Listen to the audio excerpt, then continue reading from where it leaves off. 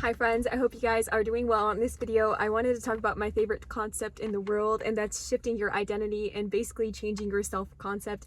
And I'm super passionate about this topic because I personally felt like that was something that was really holding me back, and I felt like if I would have worked more on this versus, adding in a bunch of habits, I would have had an easier time on my self-improvement journey. And I just wanted to share how I personally shifted my self-concept, and I feel like this is something that we can all apply in every area of our life, and it would just make the journey to accomplishing whatever outcome we want in our life or goal that we have more conducive and more from a place of this is effortless because this is naturally a part of my state of being versus striving for something that doesn't really feel natural. So what I mean by this is sometimes we can view ourselves in a certain way that this is not in alignment with the goal that I'm striving for. For example, if you're starting to want to lose weight, but you view yourself as an unhealthy person, you view yourself as someone who it's such a struggle to exercise,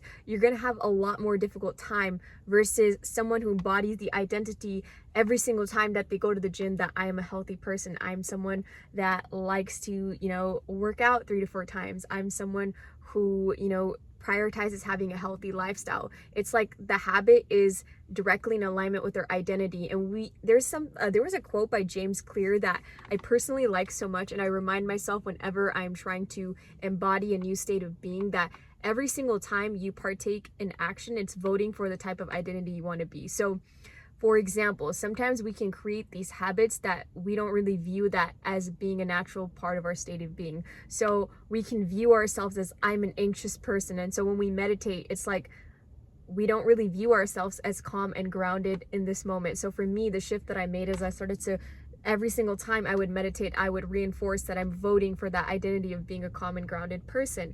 Personally, that was such a huge shift in my life because it felt like that idealized version that I always kind of put on a pedestal was a natural state of being. It wasn't something that I was kind of chasing after.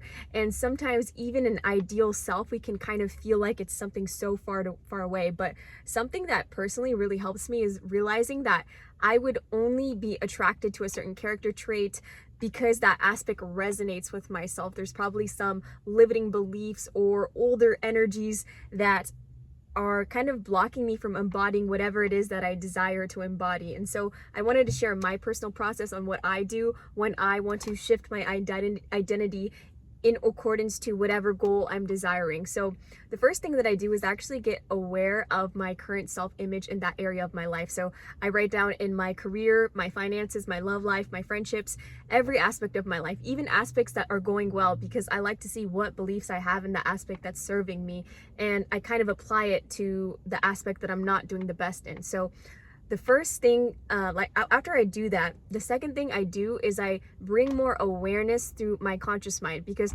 obviously we don't really have awareness as what's going on in our subconscious mind, but we can bring conscious awareness through practices like journaling, meditation, and just any kind of self-reflection process to kind of identify the patterns, the thoughts, the beliefs that we have that are currently holding us back for success in that aspect. So for example, maybe in your career, you subconsciously fear success. Obviously, we can consciously really desire, like, I want to make more money, but maybe we fear success. Maybe we fear that this will lead to having more responsibility. Or maybe you're like, I really want to attract my soulmate, but subconsciously you fear vulnerability. And so oftentimes when we're not aware of these subconscious patterns that are going on, we can act out of alignment of that desire. So maybe you can say that I desire love, but then you never put yourself out there because you subconsciously fear like maybe rejection, or maybe just you fear intimacy, and so you won't put yourself out there because it's a subconscious pattern that you're not aware of. So just bringing conscious awareness as to what your limiting beliefs are. And sometimes we can make a limiting belief so there's so much emotional charge behind it that we can almost get addicted to a story and a narrative that's no longer serving us because of past experiences. Sometimes a past experience can be so traumatic, and I'm so empathetic towards that we want to be right versus happy.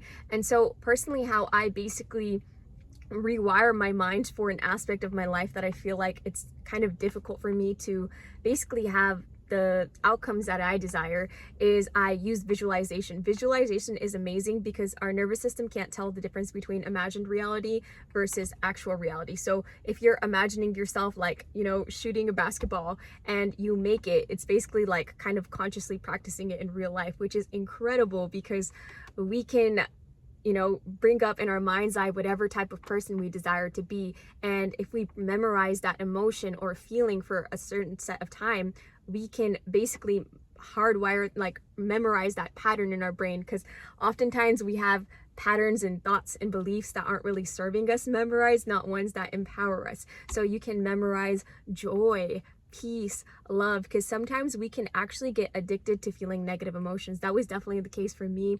I had to actually rewire my mind to feel things like gratitude, love, joy, because those are more expansive states of being. And so, like I said, I visualize whatever type of person that has that outcome would think, act, and feel, because visualizing is just one part. It's definitely a great tool because it actually shifts your emotional state. It shifts your state into that person who already has that outcome in their life. And when you have like an elevated emotional state, it's easier to take action in alignment to that because you've kind of shifted your natural state. Sometimes when we're in a really, I guess, far away state from that person who has that thing, it can feel so unnatural to do those things. For example, like maybe you're wanting your dream career, but at this moment you feel on a daily basis resentful, you feel unhappy, you feel unfulfilled with your current career. And so what you can do is visualize yourself having your dream career and embody those feelings on a day-to-day basis, because it's going to totally influence the way that you act and think and respond in your current day-to-day life too. Maybe even in your current job, you'll start feeling more grateful, you'll start having a more optimistic attitude. And so I just wanted to recap and make it super straightforward and simple, because like in the book Psycho-Cybernetics does such a good job, and it's basically saying if you can tie your shoes, you have the ability to change your self-image. And I like to remind myself that when I get caught in a story that isn't serving me. So essentially what I do is identify what my current self-image is, and then I ask myself, the person that already has that thing, has the dream career, has a dream relationship, how does she think, act, and feel? Because that person has a completely different personality. And like Joe Dispenza says, your personality creates your personal reality. So we have to actually kind of change in order to get a certain outcome. Like the person, maybe the certain amount of money, they think, act, and feel completely different than your current self. And so that's what I personally do, is I start embodying that in a day-to-day basis. How would that version of me think? How would she act? How would she feel? And this is why I like to start with visualization, because it kind of changes my emotional state and changes me to a state of already having that thing.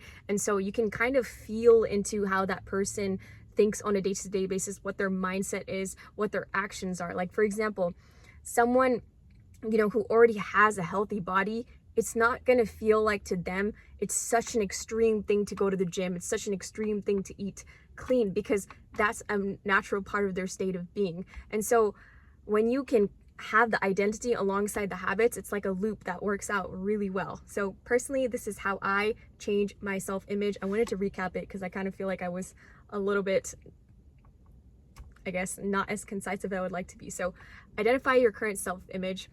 Write down the self-image of that person who already has that thing. ChatGPT is amazing for really helping you pin the emotions and thoughts and actions and feelings of that person. And then embody that in your current state of being. And you're going to notice that even your day-to-day life is going to start to shift so much, like the interactions you have, the reactions you get from other people, the way you react is going to start shifting. So personally, this is how I shift my self-image. And yeah,